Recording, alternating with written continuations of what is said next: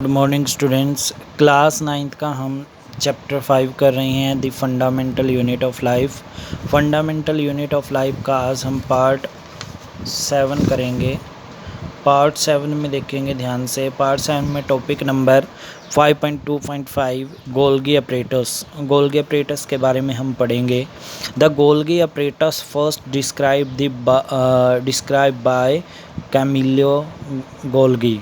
Camillo Golgi है, उसके द्वारा क्या किया गया है, डिस्क्राइब किया गया है। Consist of a system of membrane bound vesicles. उसने मेम्ब्रेन बाउंड वेसिकल के बारे में बताया गया है। Flattened sac arranged approximately parallel to each other in sac called cisternae. अब देखो, इन्होंने सिस्ट्रन्स के बारे में बताया। सिस्ट्रन्स का मतलब होता है कि हमारे पास जो वेसिकल्स हैं, मेम्ब्रेन बाउंड वेसिकल्स हैं, वो एक दूसरे के पैरेलल लगाएंगे। जैसे ये वेसिकल है, इसके पैरेलल ये हो गया वेसिकल, इसके पैरेलल ये हो गया। बहुत स्मॉल स्ट्रक्चर होता है ये हो गया जैसे वेसिकल, इसके पैरेलल ये हो गया, इसके पैरेलल ये हो गया और इसके पैरेलल ये हो गया। इस तरह का जो स्ट्रक्चर है उसको बोलेंगे हम गोल्गी अपरेटस। जैसे हमारे पास यहाँ पे डायग्राम दिखाया गया है, उस डायग्राम में हम देख सकते हैं गोल्गी अपरेटस कहाँ पे है। ध्यान देंगे, ये देखो यहाँ पे गोल्गी अपरेटस को अगर हम जूम करके दिखाएं तुमको, ध्यान देखेंगे, ये लो, ये जूम कर दिया। यहाँ जूम करने के बाद अगर देखें हमने, यहाँ पे 3 स्ट्रक्चर हैं। यहाँ पे 3 स्ट्रक्चर हैं, एक ये है हमारे पास, एक ये है और एक ये है। तीनों क्या हैं आपस में, ध्यान से देखना, तीनों पैरेलल हैं और सेम हैं। तीनों पैरेलल हैं और सेम है, इसलिए इसका नाम क्या है, गोल्गी अपरेटस। एक दूसरे के पैरेलल होना, ठीक है, उसको क्या बोलते हैं हम, गोल्गी अपरेटस बोलते हैं। अब आते हैं हमारे टॉपिक पर। टॉपिक है हमारा गोल्गी अपरेटस। गोल्गी अपरेटस में हम पढ़ रहे हैं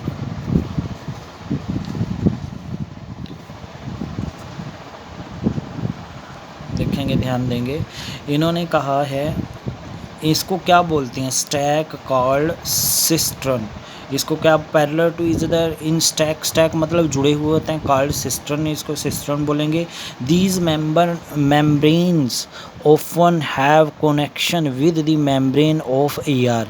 इनका कनेक्शन किसके साथ होता है, ईआर के साथ, एंडोप्लाज्मिक रेक्टिकुलम के साथ। There are consist another portion of a complex cellular membrane का मेम्ब्रेन सिस्टम। कहते हैं इनका एक अदर से पोर्शन होता है जिसके अंदर जो सेलुलर मेम्ब्रेन है वो क्या होती है, कॉम्प्लेक्स होती है। उस ढांचे के अंदर कॉम्प्लेक्स होती है cellular membrane.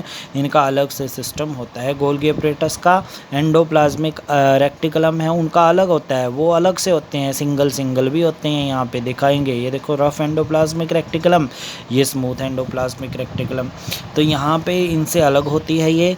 The material synthesised near the ER is packed and dispersed to various target inside and outside the cell through the Golgi apparatus. कहते हैं जो मटेरियल सिंथेसाइज्ड किया होता है जो ईआर के नज़दीक, उसको अंदर लाने का और बाहर निकालने का काम कौन करती है, गोल्गी अपरेटस करती है। उन्होंने बना तो दिया ईआर ने, प्रोटीन वगैरह, लिपिड वगैरह, उनको बाहर निकालने का काम, अंदर लाने का काम वो कौन करेगा। हमारे पास कोई भी मटेरियल है जो बनाया है ईआर ने, वो प्रोटीन है, जैसे अगर हम बात करें वहाँ पे लिपिड्स है, फैट है, उनको बाहर निकालने का काम, अंदर ले जाने का काम कौन करेगा, गोल्गी अपरेटस करेगा। Its function include the storage, modification and packaging of the product in vesicles. In some cases complex sugar may be made from simple sugar in the Golgi apparatus. यहाँ पे बात की है कि इसका जो कार्य होता है वो भंडारण का होता है, मॉडिफिकेशन द्वारा बनाने का होता है, सेल को पैकेजिंग, जो मटेरियल है उसको पैक करने का होता है, कोई भी प्रोडक्ट है, कोई भी पदार्थ है उसको, ठीक है। इन सम केसेस, कुछ कारण दिए गए हैं, कुछ केस दिए गए हैं। कॉम्प्लेक्स शुगर में be made from simple sugar, जो कॉम्प्लेक्स शुगर बनती है सिंपल शुगर से, वो भी किस में बनती है, गोल्गी अपरेटस में। पेपर में पूछा जा सकता है, ये बहुत इंपॉर्टेंट है कि सिंपल शुगर से कॉम्प्लेक्स शुगर किस में बनती है। सेल के अंदर किसके अंदर बनती है, तो वो गोल्गी apparatus में बनती है। The Golgi apparatus is also involve the formation of lysosome. जो गोल्गी apparatus है उससे वो भी फॉर्मेशन करता है किसकी, लाइसोसोम की। Lysosome is the suicidal bag, उसकी करता है, ठीक है। कैम्लियो गोल्गी है, जो कैम्लियो गोल्गी है उसका क्या दिया गया है यहाँ पे, इंट्रोडक्शन दिया गया है, उसके बारे में यहाँ पे दिया गया है, वो तुम खुद पढ़ सकते हो और यह आपने खुद पढ़ना है। उसके बाद हमारा हो चुका था चैप्टर, कल हम सेल डिवीज़न वाला टॉपिक करेंगे। आज के लिए हम इतना ही पढ़ेंगे। अब इसके क्वेश्चन आंसर देखते हैं। ये देखेंगे, सभी मेन थिंग करनी है आज के लिए। सेल ऑर्गेनेलीज, एंडोप्लाज्मिक रेक्टिकुलम होता है। सेल के अंदर जो ऑर्गेनेलीज होते हैं वो कौन से होते हैं, endoplasmic reticulum, Golgi apparatus, lysosome, ठीक है। मेम्ब्रेन कौन कौन सी होती है, cell membrane, plasma membrane, permeable membrane. Important date हैं, 1665 में रॉबर्ट हुक ने डिस्कवर किया था सेल को। 1674 में लियोन हॉक ने डिस्कवर किया था बैक्टीरिया को थ्रू ए माइक्रोस्कोप के द्वारा। 1831 में रॉबर्ट ब्राउन ने फाउंड किया था न्यूक्लियस को, सेल के अंदर न्यूक्लियस प्रेजेंट होता है। 1839 में जे.ए. परकिंस ने डिस्कवर किया था प्रोटोप्लाज्मा को। 1855 में वर्च्यू ने फर्दर एक्सपेंड किया था सेल थ्योरी को, एक्सपेंड किया था सेल थ्योरी के बारे में और बताया था। तो ये तो करना ही करना है आपने। टेक्स्ट बुक का क्वेश्चन नंबर 1 है, प्लांट सेल और एनिमल सेल में डिफरेंस। प्लांट सेल और एनिमल सेल में डिफरेंस करना है आपने, सभी देखेंगे ध्यान से। प्लांट सेल और एनिमल सेल में क्या डिफरेंस है, देखो features. Cell wall, plant cell में सेल फॉर्म्ड होती है सेलुलोज से, इसमें सेल वॉल होती ही नहीं। वोकल्स होते हैं लार्ज साइज़ के प्लांट सेल में, एनिमल सेल में स्मॉल साइज़ के होते हैं, और कुछ होते हैं इसमें बहुत ज़्यादा होते हैं। इसमें देखेंगे सेंट्रोसोम, सेंट्रोसोम क्या होता है, इसमें एब्सेंट होता है, इसमें क्या होता है, प्रेजेंट होता है एनिमल सेल में। प्लास्टिड देखो प्लांट सेल में प्रेजेंट होता है, प्लास्टिड मतलब कलर, ग्रीन कलर होता है। देखो पौधों का ग्रीन कलर किसकी वजह से आता है, प्लास्टिड की वजह से ही आता है, ठीक है, क्लोरोप्लास्ट की वजह से।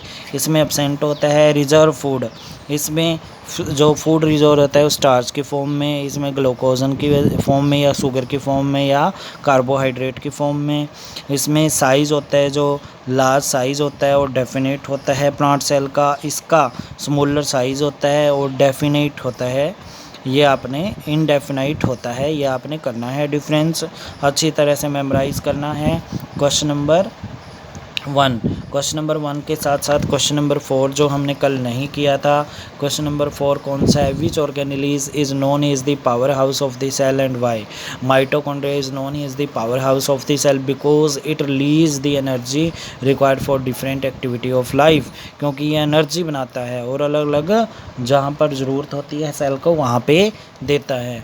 ये क्वेश्चन करना है। Question number 5, question number 1 important date और मेन थिंग्स, ये आपने आज के लिए मेमोराइज करना है। Okay dear students, have a nice day.